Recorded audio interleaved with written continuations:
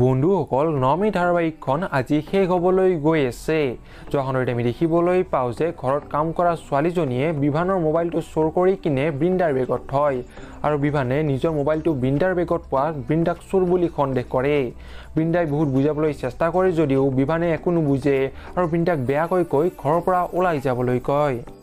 এতিয়া নমি ধাৰাবাহিকখনৰ আজিৰ খণ্ডিত আমি দেখিবলৈ পাম কাজলে গৈ কিনে বিভানক বৃন্দা যে তাৰে ছোৱালী এই কথাটো ক'ব, কিন্তু তেতিয়ালৈ বৃন্দা বিভানতৰ পৰা আঁতৰি যাব আৰু এই কথাটো গম পোৱাৰ পাছত বিভান মানসিকভাৱে ভাগি পৰিব।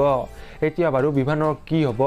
সঁচাকৈ নমি ধাৰাবাহিকখনৰ আজিৰ খণ্ডটি বহুত বেছি ইণ্টাৰেষ্টিং হ'বলৈ গৈ আছে। আপোনালোকৰ কোন বাৰু নমি ধাৰাবাহিকখনৰ শেষৰ খণ্ডটি চাবলৈ অধীৰ অপেক্ষা ৰৈ আছে কমেণ্টত নিশ্চয় কমেণ্ট কৰি জনাব। আৰু নমি ধাৰাবাহিকখন চাই যদি ভাল পায় তেনেহ'লে প্লিজ এটা লাইক দি যাব আৰু এনেকুৱা ভিডিঅ'বোৰ পাই থাকিবলৈ আমাৰ চেনেলটো ছাবস্ক্ৰাইব কৰি দিব। ধন্যবাদ।